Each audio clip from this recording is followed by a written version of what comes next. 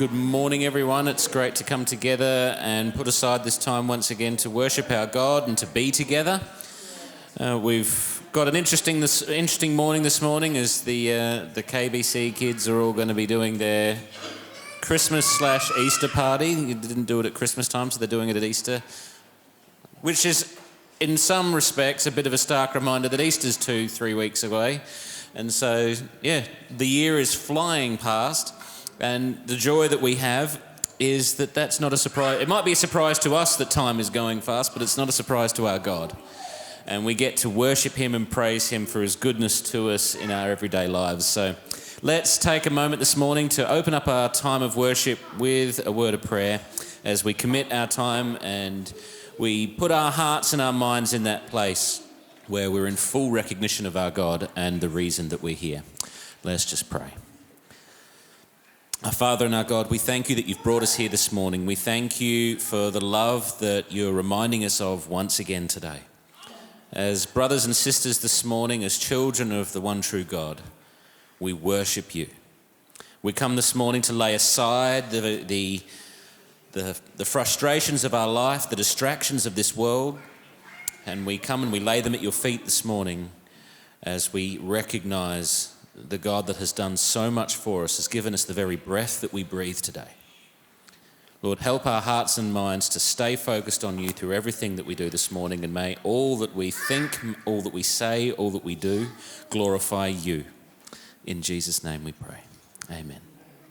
In that vein of praying that God would be glorified, we're going to start off by singing that great old song, Shine, Jesus, Shine. Usually it's a song that the kids really get into, so I'm hoping that the kids would really connect to it, but it's a great song for us as we also recognize Christ, his centrality in our lives, and as we remember the things that he's done for us, and just the prayer of our hearts is that the world would see Jesus in all his glory. So let's stand and sing, Shine, Jesus, Shine.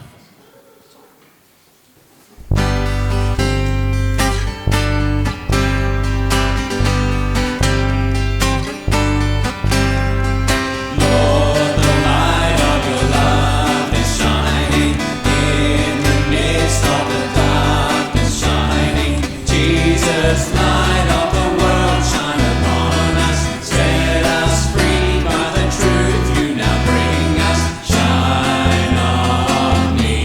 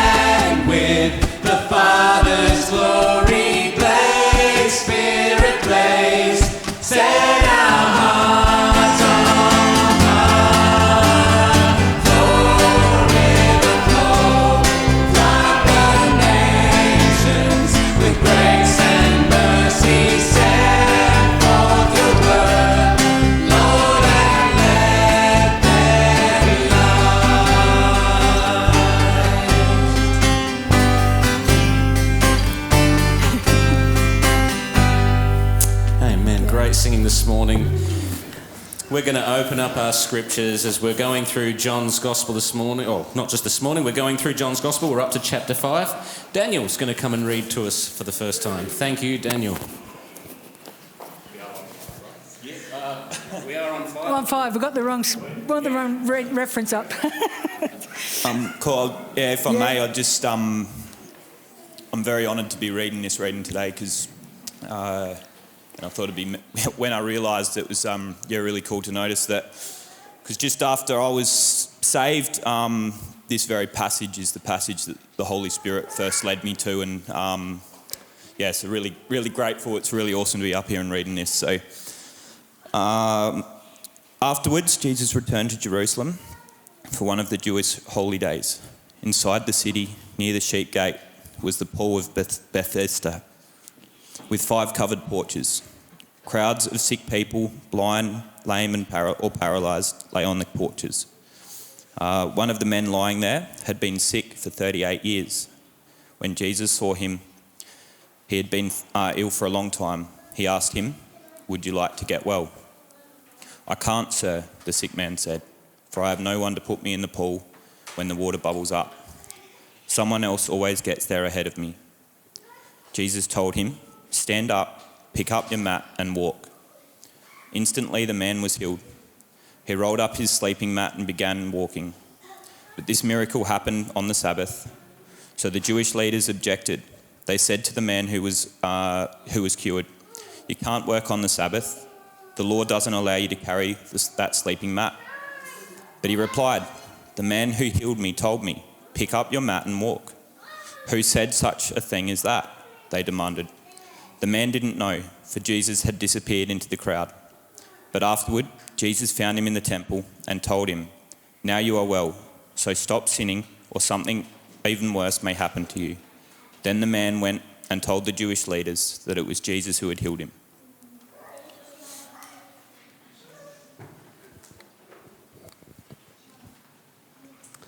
Thank you for that.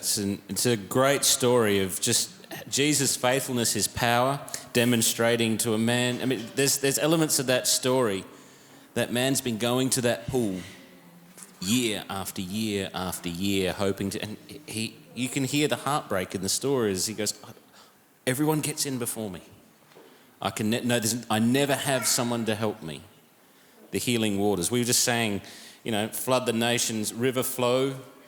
And there's this idea of water going through, the cleansing water, the cleansing of the nations is all attached to the idea of water. And Jesus goes, you don't need, I'm the cleanser, I'm the healer. Simply pick up your mat and walk, mate. And he does it. And then it's the religious guys, it's the super high and mighty guys that say, you can't do that on in our context, Sunday. Where's the heart? The whole point of this is where's the heart? Where's the heart? We're going to, just before the kids, we have our moment with the kids this morning. Mark's going to come up and bring us our update this month because the month has changed. We are now in April as he's going to introduce to us what we're doing with Operation Christmas Child for this month.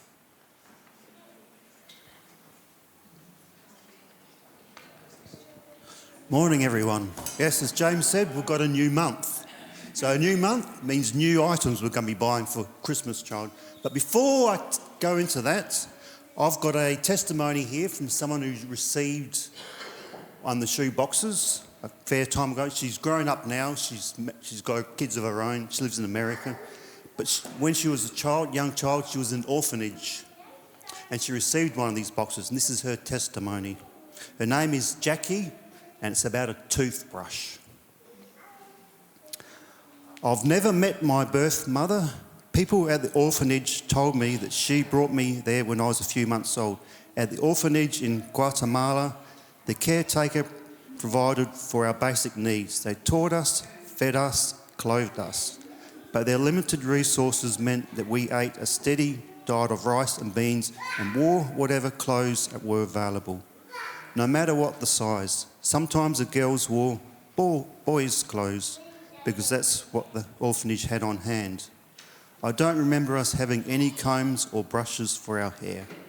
We did have a toothbrush, one toothbrush for 10 girls. We shared it like we shared everything else. That's why I was so excited when we each received our own Operation Christmas Child shoebox. My favourite thing I received in my box was a toothbrush of my very own. I got a lot of use out of it. It was a prized possession. To this day, when I pack shoe boxes, I don't just include one toothbrush, I pack at least 4 of them in each box. That way the children can use them for a long time or have enough to give to their family and friends. I also received a stuffed animal. I was 5 years old, so I loved to hug it. I was delighted to receive the crayons and a colouring book. When the girls and I coloured, there was no white space left on the piece of paper. We filled every available space with colour. We received our gifts in plastic containers and we kept them and treasured them too. The possessions we really cherished, we kept underneath our mattresses. I didn't receive a photo in my shoebox, but some of the other girls did. They kept the photos underneath their mattresses so they could pull them out and look at them, then tuck them away again for safekeeping. I always include a photo and a letter in the shoe boxes I pack now because I remember how much the girls treasured them. Even if they couldn't read the writing, it meant something to them that they were from those who had given them the gifts. I had heard about Jesus at the orphanage. When we had received our shoe boxes, we learnt the song, Jesus Loves Me. But it wasn't until later that I truly knew who he is and that Jesus really does love me. The year after I received my shoebox, I was adopted by a couple from the USA. My parents took me to church, and within a year, I accepted Jesus as my Lord and Saviour. I still love the song, Jesus Loves Me. I love to sing. I'm on the worship team at church. I'm also a nanny, so I get to teach the song to the kids. Many of the children are from my church, which has packed shoe boxes for many years, long before I became part of the congregation and began sharing my story. Now I get to help the children pack shoe boxes. I tell them that I received a shoebox gift and answer their questions about what to put in the boxes. I explain how important basic items like paper, pencils are to a child who doesn't have them. They're amazed that I had to share a toothbrush. They couldn't imagine having to share things like that. But they grasp at an early age what it is to give to others. I hope that my story will make a difference in other children's lives, both those who pack shoe boxes and those who receive them. I'm so thankful that someone took the time to pack one for me. And that's testimony of a young girl who received one, and one of the most prized possessions was a toothbrush because she had to share with 10 other girls the same toothbrush. I couldn't even imagine doing that even with my own family, even with a brother or sister. I don't think I could do that. But she had to. So when she received a toothbrush, she was absolutely over the moon. She had her own personal toothbrush. She didn't have to share anymore, which is fantastic. So this month we're doing hygiene. But even though I've talked about toothbrushes, we don't need any because we've got so many. But we do need a lot of other hygiene stuff. Stuff like soap, face washes, combs and brushes. You can even put tissues in there, wet ones. But no makeup. Don't put makeup because that's not hygiene. And because the kids don't know what makeup is and they'll end up eating it. So anything that you can think of hygiene, even like hair clips or scrunchies you can put in, you can buy. So over the month, we'll get Michelle to put it into the newsletter as a reminder of what we want for this month. So that's about all I've got for now. Thanks, James. Thank you. We'll remind you over the course of the month about that. And if you want to know any more specific things, if you'd like to know if there are specific things that we're lacking in, please go see Mark and Marcy, and they'll be able to dovetail in with that.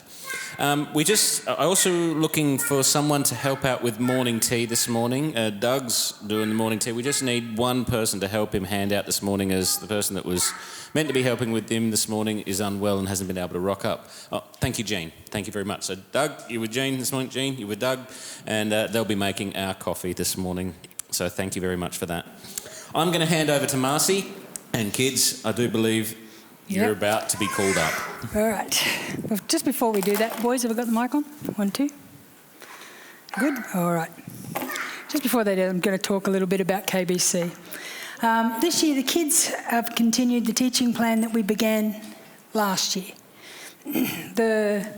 We decided to take a slightly different approach, and we aim for the big picture to be that the kids don't just learn the individual Bible stories, but they see how they all fit together and how in every story God is building his family, starting with Adam and all the way through. We want the kids to get that connection that God is building his family because he wants to have fellowship with them. Of course, humans being what we are, we messed it up.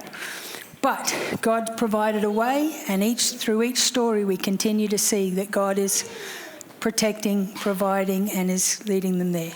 This term in particular, we have been focused on Moses, on how God's plan for Moses to lead the people, saw him look after him as a tiny baby in the basket in the river, all the way through to when he led the people out of slavery, and then on through the wilderness, and last week we focused on the 10 Commandments. But we didn't just look at the story about getting given a set of rules, because it's about building the family. So James focused more on the action and what the people did in building the golden calf, and how that was yet another thing that got in the way of the family relationship that God was trying to build.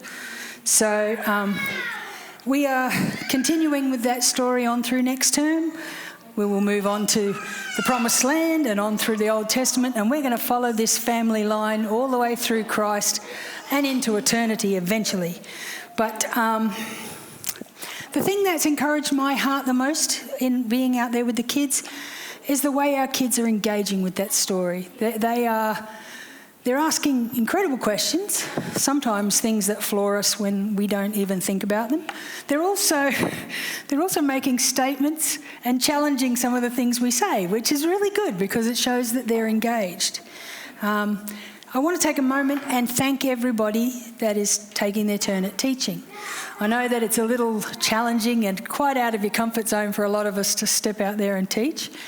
So thank you for all those who have done that. I'd also like to thank the young ones that have stepped in. Doug taught his first class this term, and Callum and Hannah and Jaden are stepping in and leading lessons and craft, which is a real blessing. It means that we have more people engaged with our kids. I also want to thank those of you who take the time during morning tea to ask the kids, what did you learn today? Because in telling you the story, it reinforces what they've heard. So if you've asked the kids, what did you do in KBC today? By the way, KBC stands for Kids Bible Class. We're still getting the hang around that one so much. So yeah, thank you for those who asked that question. Also, thank you for those of you that are committing to pray for us. It is important that our children get a good foundation in the Word, and for some of us, some weeks it is a challenge to be out there, and so your prayers are important. But through it all, we're seeing the kids connect to the generations of our church as we learn about God building his family. Okay, one of the things the KBC kids and I do pretty much every week is we start the morning singing. So this morning, you're going to sing the song that we've been working on all term. But first of all, the kids are going to join me up here and we're going to teach you the chorus, and then we're all going to sing this song together. Okay, kids, come on up.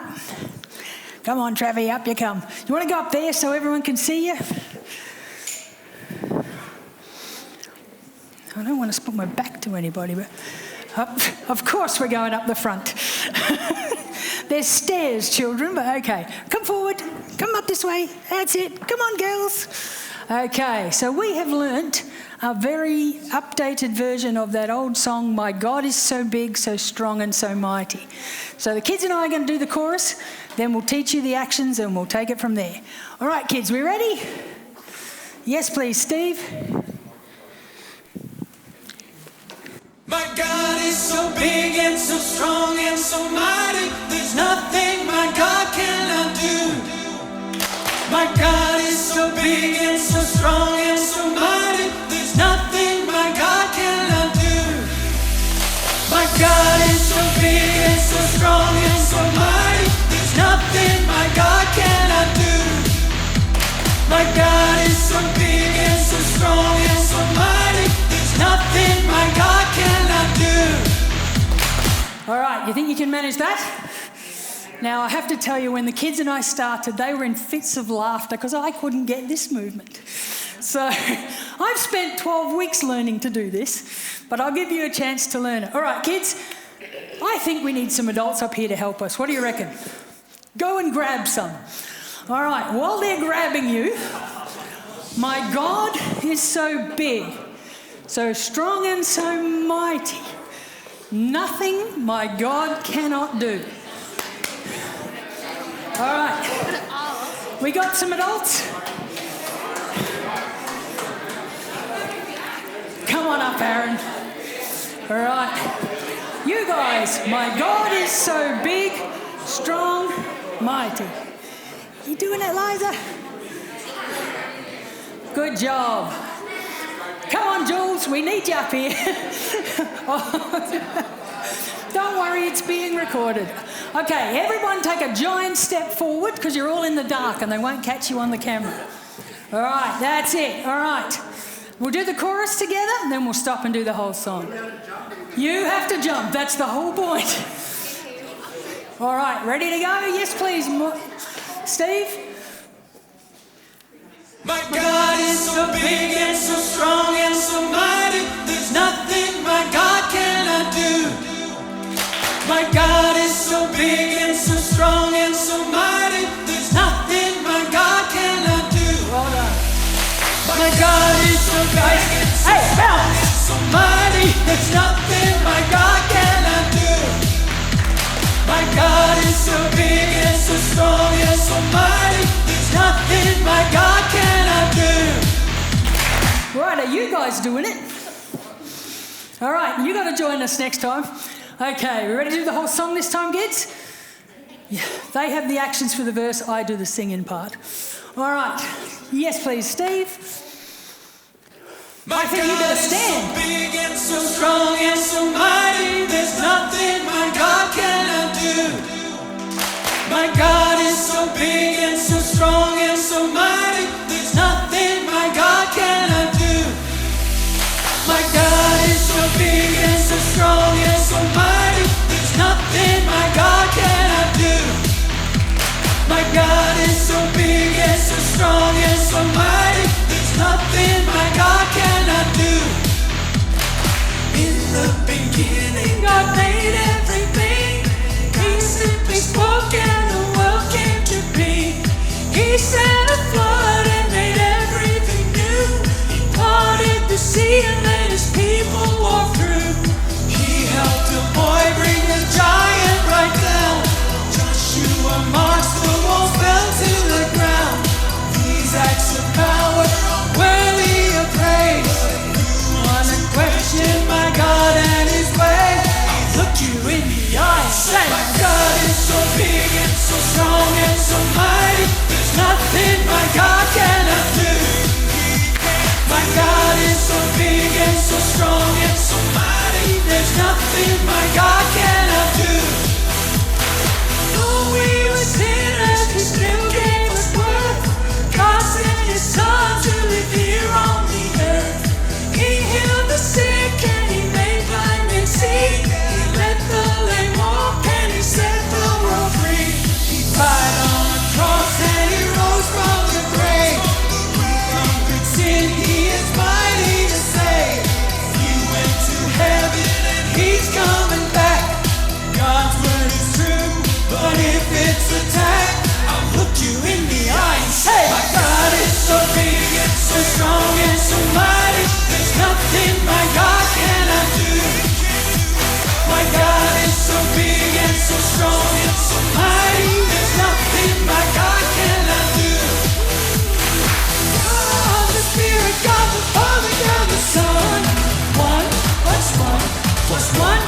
equals one.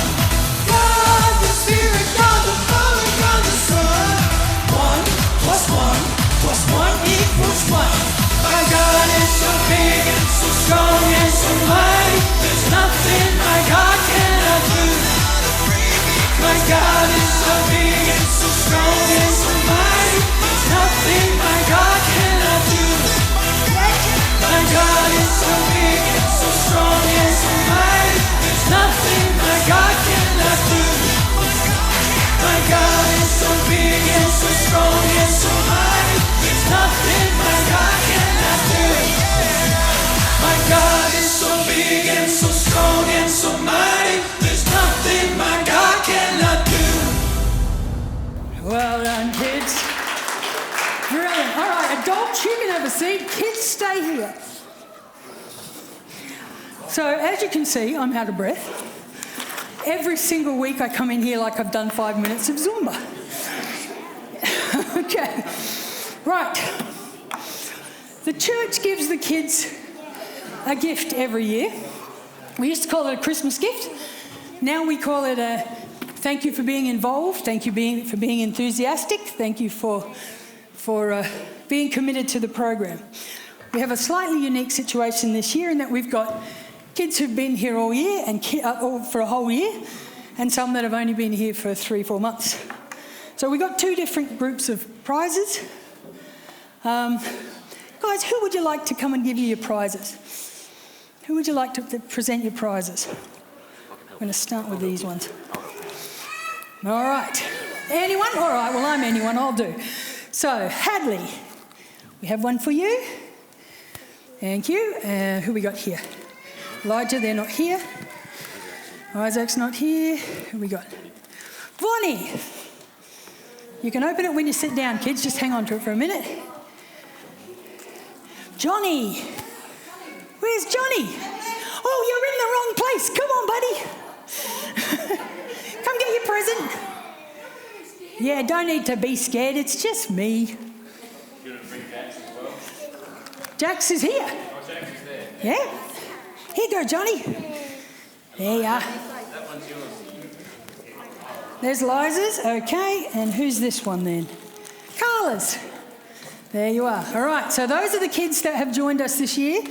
Now we have the other kids. Abby.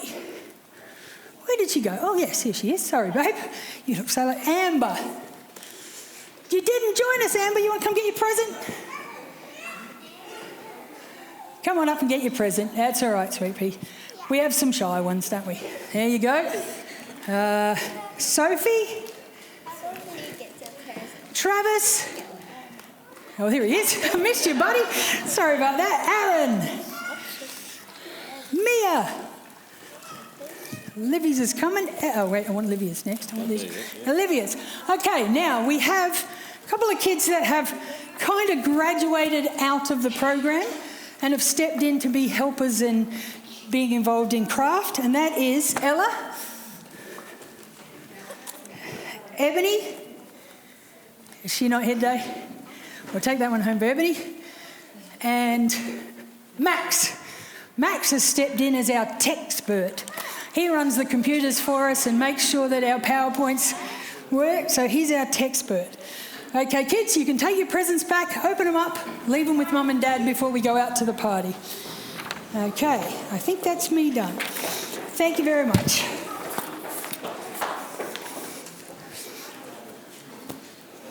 Well, that was the most energetic we get. It's great to see the excitement from the kids and all that sort of stuff. It's great to see how involved the whole church is with our kids' teaching. It's less about a program and more about connection. You know, it's a fascinating idea that they're learning about the family of God while we're trying to teach them to be the family of God and to recognise that every single one of us here are part of God's family and that connection in God's family is the central feature of it. And so it's been a great thing to see the kids go through that. When you go and teach them, it's quite surprising. It catches you off. Sometimes you think if you're going to be a teacher, you go, oh, are they going to be bored of this? Are they going to be, we're getting them to sit down in another classroom. They've only been there all week. And that when they're out there, there is such a totally different vibe. They respond. It really is a blessing to be a part of that. So for our prayer time this morning, I just want us to pray for our kids. I want us to take this time as, we realise the efforts that we put in are ultimately in vain if our God is not involved with it. If his hand is not in it, guiding those connections, not only between the kids and each other, but also between the kids and the rest of our church, then we're kind of missing the whole point. So why don't we just take this moment to thank the Lord for the blessing that our children are as we talk and think about this aspect of our church. Let's pray. Our Father, we thank you for the tremendous joy that we have to raise children up, to bring them up in the ways of the Lord, to show them who you are, and to have input in their lives that will hopefully last for their entire lives. Our Father, we pray for them as they seek out these things about who you are and what it means for you to love them and for them to respond to that love. We just ask that your Spirit would be guiding the teachers and the people that volunteer, even the kids that are helping, the little ones to the medium ones, to everyone that steps in different roles throughout the time that the kids are together. Lord, we just thank you that you've given us such an opportunity to share your love with these kids. Help us to be faithful with living it out. Help us to continue to grow those connections that you've put before us, Lord, and help us as a church to realise and to own what it means to be the family of God. We think of those this morning who couldn't be with us. We think of those that are struggling with illness. We thank you for those that have been able to join us. Thinking of Ian, who hasn't been with us for a few weeks. Great to see him with us this morning. We just ask that you would continue to bless and provide that comfort that those who can't be with us here this morning need. Help them to be reminded of the love of our God as we care for each other and reach out to each other through the gospel. In Jesus' name we pray these things. Amen. All right, we're going to prepare our hearts for the table. The kids aren't going to be here for communion this morning, but they are going to wait for the end of this next song before they go out, mainly because one of them is playing this morning. So he doesn't want to miss out on the start of the party. So you'll have to wait for Aaron. So we're going to stand and sing "The Lord is My Shepherd." And at the same time, while we're singing that, we're going to take up our offering. Could I have a couple of volunteers taking up the offering now? Then we don't have this awkward moment, which we're already having. No takers? Thanks, Marcy. Thanks, Savannah. Right, let's sing "The Lord is My Shepherd" as we think of the Lord again this morning.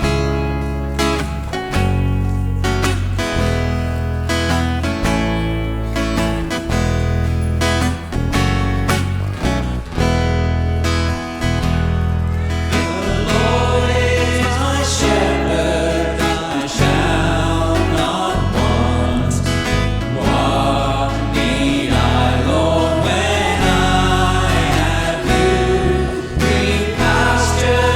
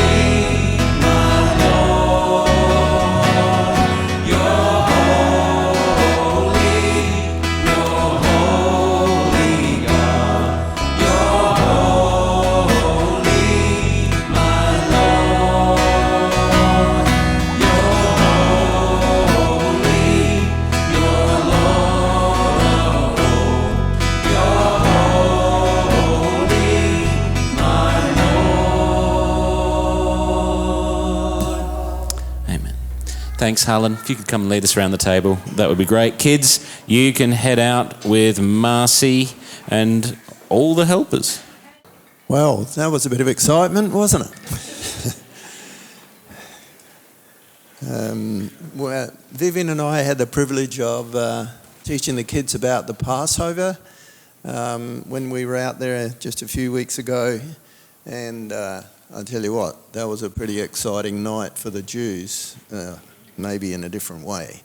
But also a very exciting way. That was the night when God freed his people from being in Egypt for 400 plus years. And it was a very important time. It was so important that Moses told the children of Israel to remember this forever. And guess what? Easter is the time when the Jews remember it. And there's a very strong connection, obviously, with Jesus. If you want to follow it, I'm going to read from Exodus chapter 12, just a brief bit from verse 21. Then Moses called all of the elders of Israel together and said to them, this is after God had told Moses what to do. Go, pick out a lamb or a young goat for each of your families and slaughter the Passover animal. Drain the blood into a basin, then take a bundle of hyssop branches, dip it into the blood, brush the hyssop across the top and the sides of the door frames of your houses. And no one may go out through the door until the morning. They're to stay inside all night, waiting. For the Lord will pass through the land and strike down the Egyptians, but when he sees the blood on the top and sides of the door frame, the Lord will pass over your home. He will not permit his death angel to enter your house and strike you down. God was there to protect his family, his people, and lead them out. I'm going to turn to Mark chapter 14, if you want to follow. Verse 12. On the first day of the festival of unleavened bread, that was a time they had to use unleavened bread. They didn't have time to wait for the bread to rise when they were about to escape from Egypt. They had to be ready at a moment's notice, dressed, ready, everything, because in the morning they would be leaving. On the first day of the festival of unleavened bread, when the Passover lamb was sacrificed, Jesus' disciples asked him, "Where do you want us to go to prepare the Passover meal for you?" So Jesus sent two of them into Jerusalem with these instructions. As you go into the city, a man carrying a pitcher of water will meet you. Follow him. At the house he enters, say to the owner, "The teacher asks, where is the guest room where I can eat the Passover meal with my disciples?" He will take you upstairs to a large room that is already set up. That is where you should prepare our meal. So the two disciples went into the city and found everything just as Jesus had said, and they prepared the Passover meal there.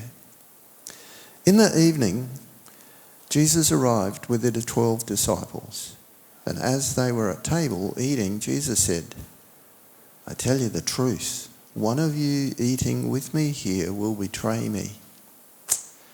Greatly distressed, each one asked in turn, "Am I the one?"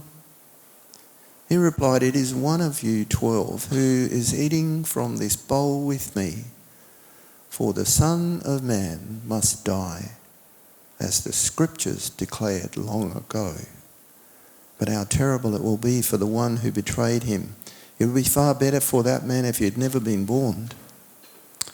As they were eating, Jesus took some bread and blessed it. Then he broke it in pieces and gave it to the disciples, saying, "Take it, for this is my body." And he took the cup of wine and gave thanks to God for it. And he gave it to them, and they all drank from it. And he said to them, "This is my blood, which confirms the covenant between God and his people. It is poured out as a sacrifice for many. I tell you the truth, I will not drink wine again until I drink on the day I drink it new in the kingdom of God. Then they sang a hymn and went out to the Mount of Olives. James and Julia and Vivian. Father, we thank you for this time when we can just draw aside and remember that you are our God. You are a saving God, just as you saved the children of Israel from that terrible time that they spent so long in Egypt. And Lord, we may feel weighed down by our own sin, but we thank you that you died to save us from sin. Lord, help us to just hand over to you, to let you take control, to help us know, Lord, that our sins are forgiven. You have saved us. Thank you, Lord Jesus. We pray you bless this time as we share together these elements and pause to remember your loving grace towards us. In Jesus' precious name we pray. Amen.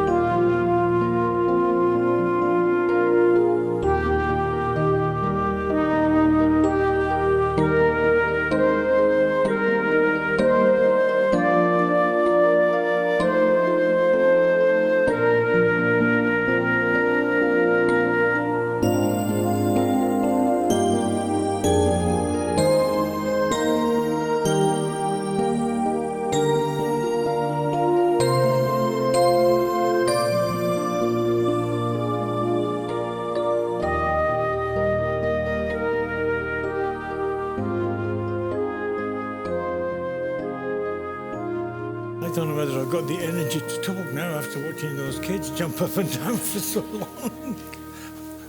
Well, ought to have so much energy, eh? But what's exciting is to see them encouraged in the things of God. And I do ask you to pray for the kids. It's tremendous to teach them.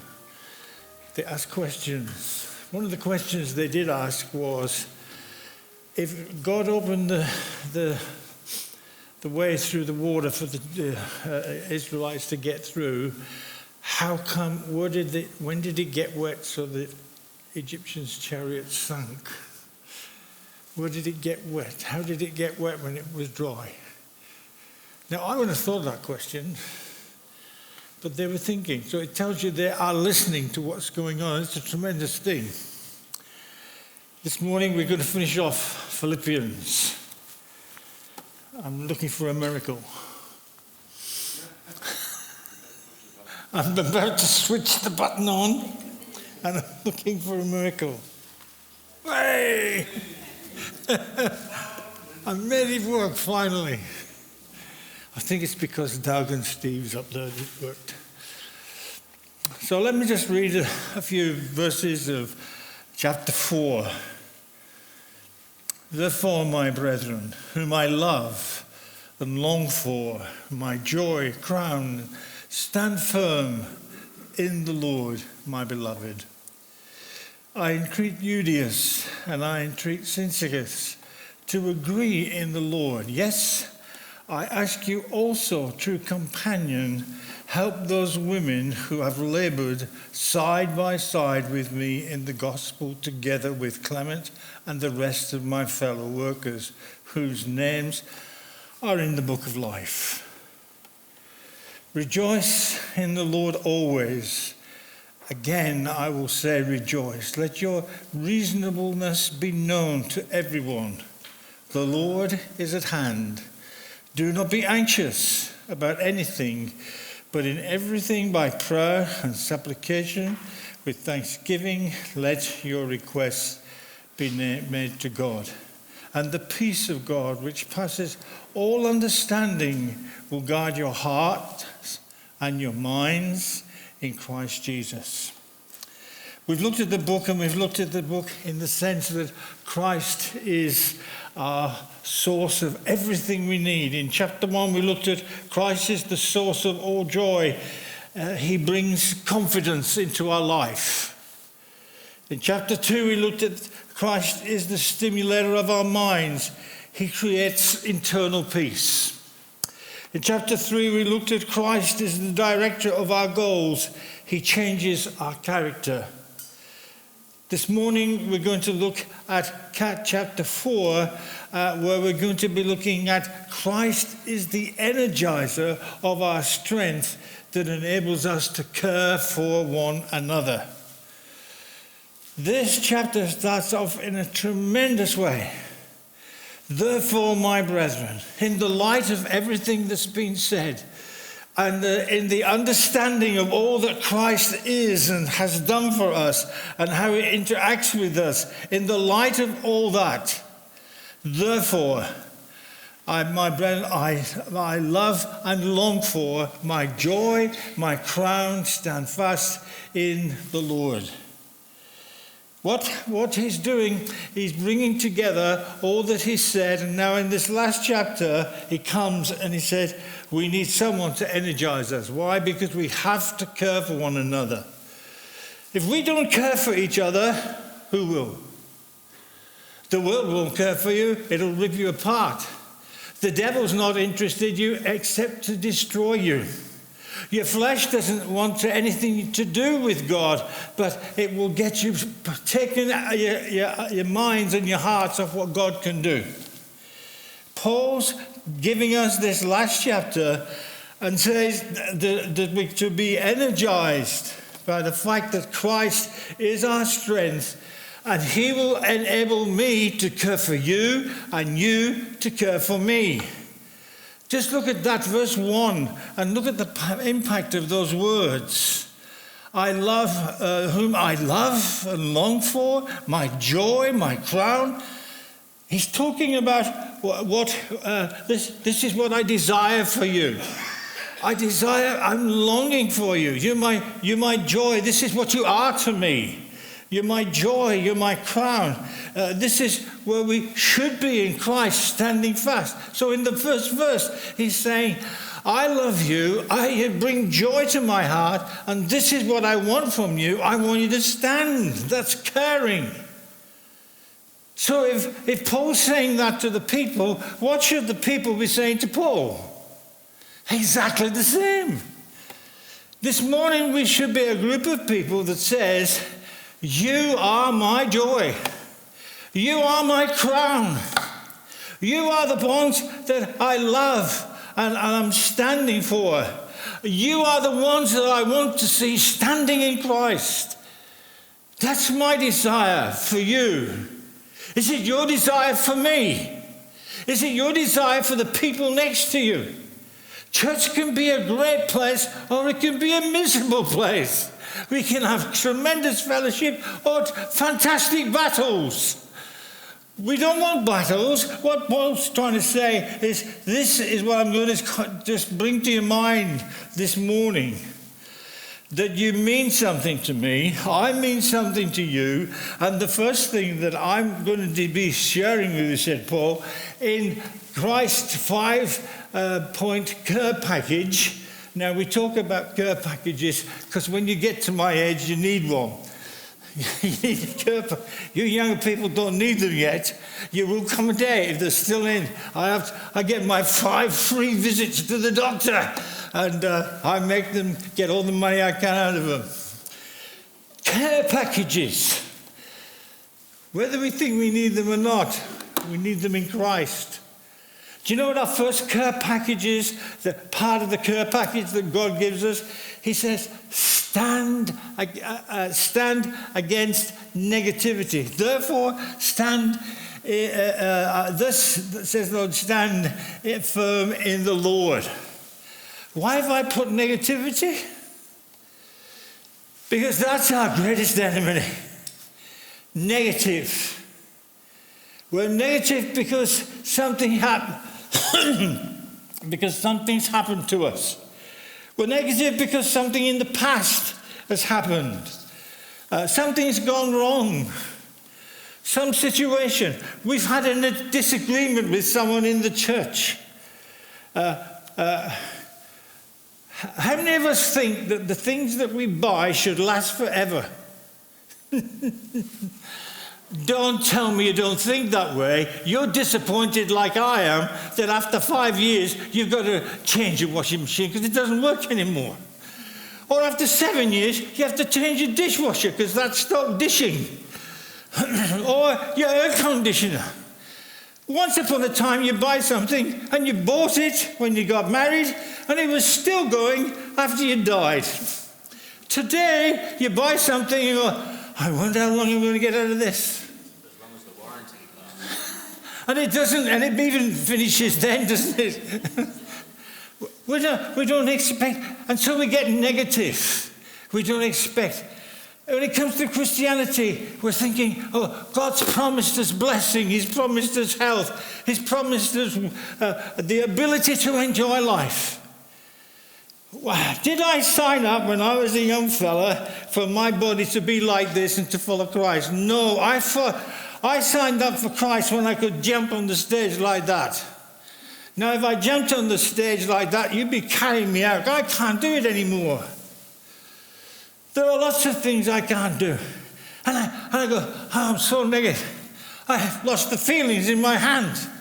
And now when I press my phone, people go, you never answer your phone. I go, you didn't give me long enough. I'm going, it doesn't work. That's negativeness when I start saying, this is rubbish.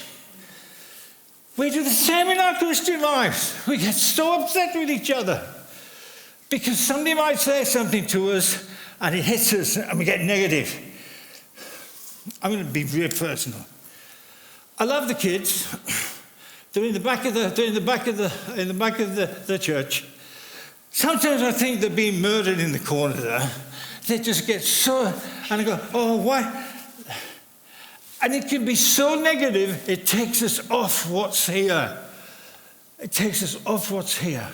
Or you might have so much arthritis in your body that all you can think about is your pain.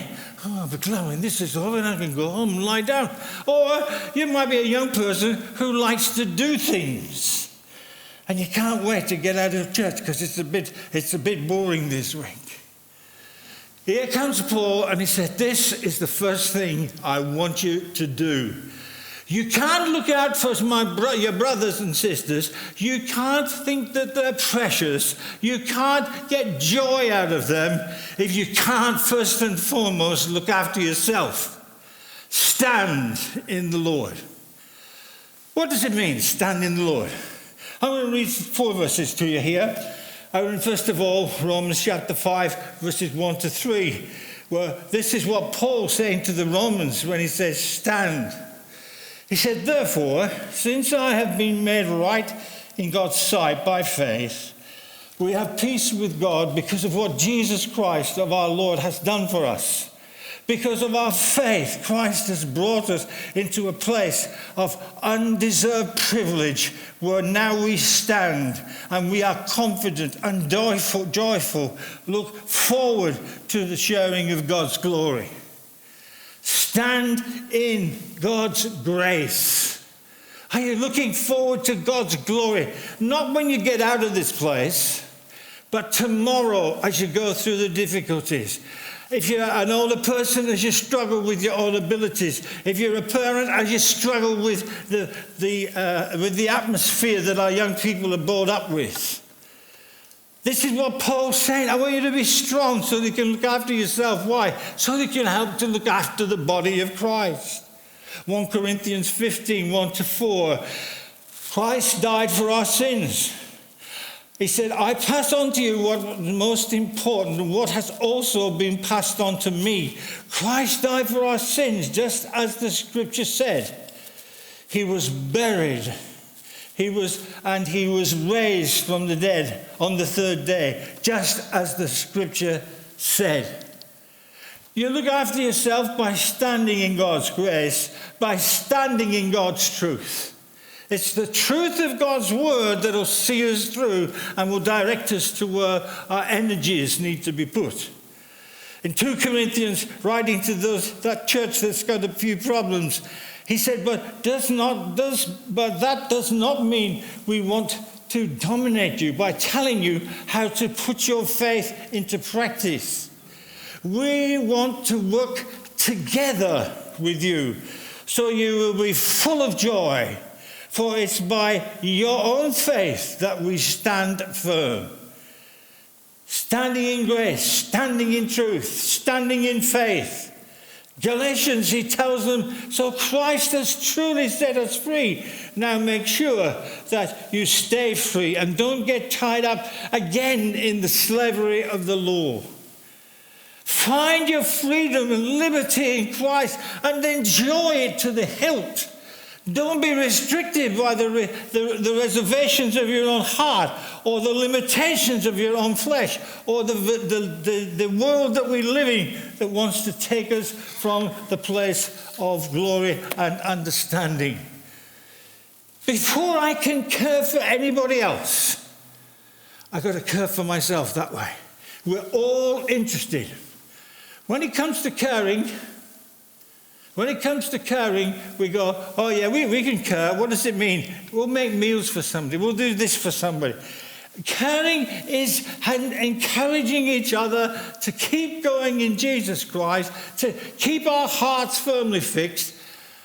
What's the hardest thing for a person to accept from another person? Oh, who said it? Thanks to you. It's hard, isn't it? The things I used to do, I can't do no more. The things you used to do. What's hard for a young person? What's hard for your children to do? Not help. No. It's help, isn't it? They don't want you to help. They don't want you to help because they want to discover. We don't want you to help us because we have discovered and we discovered we can't do it. Can you get this fantastic thing? We should be a church, whether we're old, young, wherever we are, whether we're infirm or healthy, whether we've got difficulties, when we're on the spectrum or not on the spectrum, and I think everybody's on the spectrum, then we should stand fast in the Lord, where I'm standing in God's grace, where I'm standing in God's liberty, where I'm standing in God's truth, so that I can take up my place and I can join in God's care plan. Or if I'm not standing there, you're going to be a person who's totally negative, never sees anything positive, only see what they're missing out on. I don't know what I'm missing out on, because I don't know what I'm missing. I know Christ is my sufficiency. In chapter 4 and verses 2 and 3, he talks about two ladies. And he's appealing to these two ladies. I entreat them, Euodias and Syntychus, and to agree in the Lord. Yes, I'm asking you also, true companions, help these women. These people are not just people who've walked into the church, don't know how to act in the church. These are fellow laborers with Christ. They lived their life and they were serving the church and they were known as Paul's fellow laborers. There is fellow laborers. These women who have labored side by side with me. So the women of renown. He said, just help them to get along, will you? One thinks you should put the communion bread this way. Another thinks it should be done this way. She loves to iron. She doesn't like ironing. These are all the things that we just do differently. And Paul said, here's how we care for one another. We solidify our relationships. I think it's a shame that we were taught doctrine and not relationships. Because doctrine divides. Relationships gets us together. And we had a meeting the other day with other leaders in the organisation we're in, and we're talking about how can we be people of diverse opinions and still have fellowship. You know how we can do it? we see the major thing in our life is not that I agree with your doctrine or you agree with my doctrine.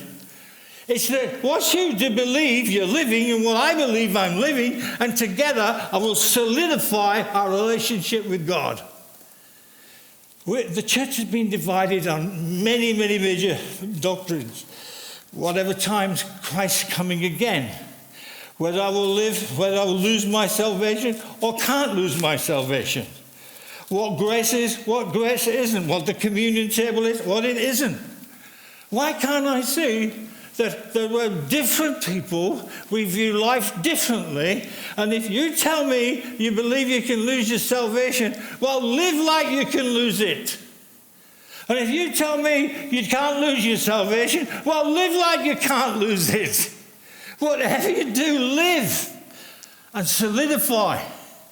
I need your encouragement, you need my encouragement, and we need to solidify our relationships together. The one thing we've destroyed the church by in our generation is by putting people of the same persuasion, of the same mindset, of the same view of life in the same building. Because you know what that does? It just gets people so excited and encouraged that they've got the right way. So when do we actually have to find... When do we find a balance in the thing? There used to be all kinds of jokes of where this group of this denomination would be. Would it be right next to Jesus when we get to heaven? Would the Baptists be there? Where would the Brethren be? Where would these people be? Where would these people be? I don't care where we are. The most important thing in caring for one another is that you help me in my relationship with God, and I help you with your relationship with God, and together we solidify that we are a body of Christ. What would you do if you got up this morning, you found your arm didn't want to get up? So where's your arm go? It's going to stay in bed. You want to get up, the rest of you just, you go, come on, you've got to get up. We are so used to living in separation, in isolation. And Paul said, here's these two wonderful ladies, just encourage them to get on with it. Encourage them. He uses a word there when he says, I entreat you. Ask these two ladies to agree, to stand with each other, to be together with each other, and they'll work together in glorifying God. And as we live that way, that's the second one. I've got to move on. The third one that I want to just bring to you this morning is centralize your hope focus. What are you focused on? As we keep going down on in verse 4, rejoice in the Lord. What a tremendous thing that is. Rejoice in the Lord always. And again I say rejoice. Let your reasonableness be known to everyone. The Lord is at hand. Do not be anxious about anything, but in everything by prayer and supplication give thanks, making requests known to God. Here we to be in this passage. It's telling us central our hopes in that God is going to encourage us in all that we have to face. Our hope in those verses, and in verse 7, the hope that we have in verse 7, and the peace of God which surpasses all understanding will guide your heart and your mind in Christ Jesus. We need the encouragement to avoid anxiety. We need the encouragement and the promise and the focus of our relationship so that we can enjoy peace. As we look at this, we're seeing this is what God wants for us. A relationship where negativity is not going to be the predominantly driving force. Where solidifying our relationship is one where we constantly are at work. We're centralizing our hope is one that we're focused on and enjoying so that people can know and rejoice together. Realizing what? The Lord is where? Where is the Lord in that verse? It says he's at hand. What does it mean when it says he's at hand? The Lord, rejoice, let your reasonableness be known to everyone, because the Lord is at hand. He goes, don't pick what you want, your own desires. Remember this, the Lord is at hand. The word doesn't represent the hand. It's trying to say the Lord is so close to us. He's so close to us. Some of the early translations, I think Wycliffe has got, the Lord is at your elbow.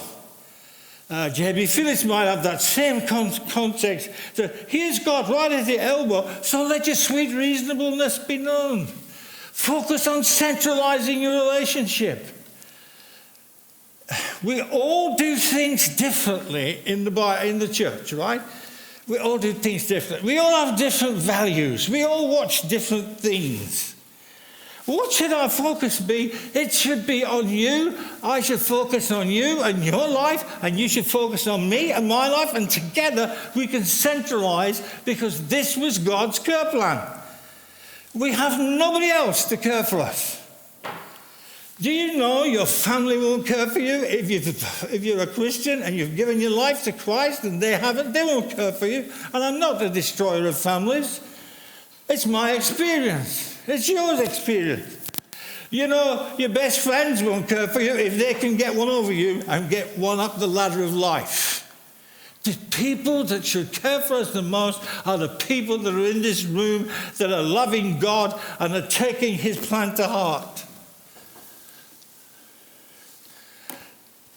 The fourth part of the plan is overcome transferences. Now, that's something you might not understand what I'm going to be saying, but I've got to say it. Because in these verses, in verses 8 to 15, finally, brothers, whatsoever things are true, honourable, whatsoever things are just, whatsoever things are pure, whatsoever things is lovely, whatsoever is commendable, if there's any excellence, if there's anything worthy of praise, think on these things. Our minds are supposed to be thinking on these things. Sometimes, I know James feels this, because I feel this, because Mark feels this, because every leader in the church feels this. We get treated like priests. We get told the intimate details of your complaints and your badly being treated by. What we feel, we have come to the place where we're saying as leaders, we're not going to be listening to you, but we're going to be telling you, you deal with it.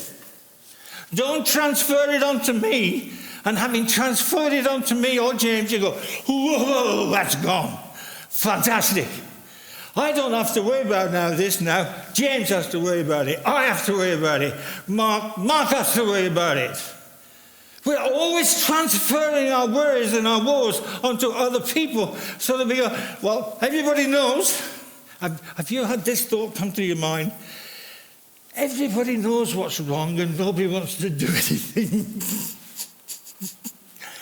Or somebody will come and say, when are you going to do something about this, James? Harry, when are you going to do something about it? We transfer our feelings. We transfer what's going on in our hearts. And God says, don't overcome this desire to transfer it. Deal with it. And instead, we have some of the most unpleasant jobs to do sometimes. We have to talk to people. We don't want to have to talk to people in a set. No, that's wrong, isn't it? I'll start again. We have to talk negatively to people. We want to talk to people. And we go, Lord, you just got to lead us, just got to help us. It's our job. We realise that. But when people have wanted to transfer it, it's that they're not wanting to listen. No matter what we say. They won't go to the Word of God for encouragement. They won't stand fast. They don't solidify their relationship. They don't want to centralise their hope. Well, they want a priest who will give them absolution and tell them it'll be all right, and I'll come in with my big boots and stamp all over everybody. We need to, that in God's care plan, He's asking us to do this. If something worries you and you don't know how to deal with it, come and ask for help for what? Not to solve it, but how to go through it. Come and ask us for help to help you establish processes that will lead you through it. I better end because the kids will be going. Last one. In 14 to 23, God's 5-point care plan involves promoting fellowship.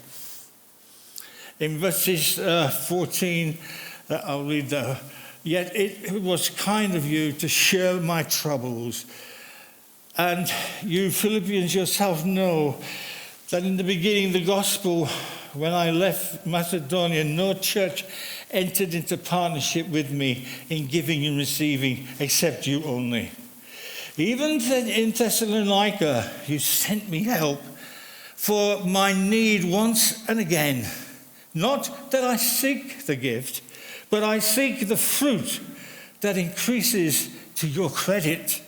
I have received full payment and am well supplied, having received Epaphroditus, the gift you sent, a fragrant offering, a sacrifice acceptable and pleasing to God. And my God will supply every need of yours according to the riches of the glory in Christ Jesus. To our God and Father be glory forever and ever. In chapter 4 and 14 to 23, what he's really bringing us to is bringing us to the place where he's talking about promoting a fellowship. Fellowship, the things that we need. It's in the scriptures for all over the place. And we've looked at fellowship as what? Coming together, singing songs. We're going to church. What are you doing for fellowship? What did we read that Paul went through here when he talked about fellowship? Was he talking about church services, the place you go to? Or was he talking about interaction as a person? He's talking about being one together, sharing what we have. If you want a nice Bible study, go and look at the word fellowship. And it means togetherness, doing things together. It comes from the Greek word where it's describing the Roman ships that used to go with oars. And those in fellowship were rowing together with the under-rowers in the ships, pulling it all together. And if one person pulls at the wrong time, the whole lot gets out of step. And we in the church are to realize we're to promote fellowship. Promoting fellowship where we're caring for each other's need, where we're constantly aware of each other's place in our relationship with God. And as God looks on us, he's going to be saying, is that where we are? I think this book of Philippians is a tremendous one. I feel we haven't done it justice, but we don't have all the time in the world. And here's the best thing. You can read it for yourself. You can study it for yourself. You should. Because it's got some fantastic things in.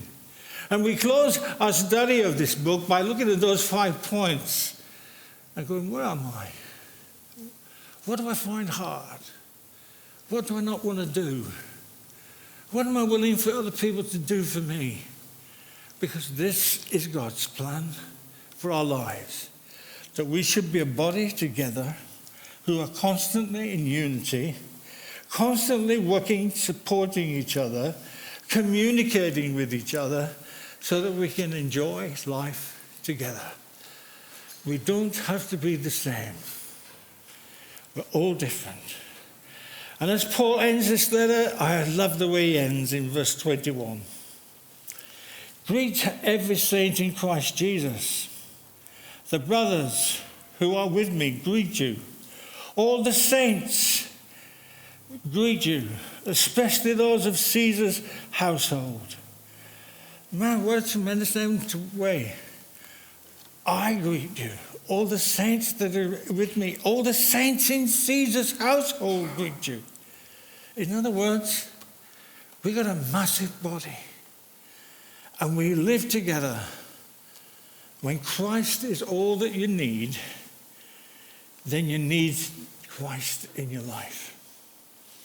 Let's close in prayer this morning and enjoy what God has done as we spend time in fellowship together around a cup of coffee. Let's just close. Our Father, we thank you today for your grace and your mercy, for the way you've ministered to us, for the position you've given us. Lord, we just rejoice because we're saved. And that's just the beginning.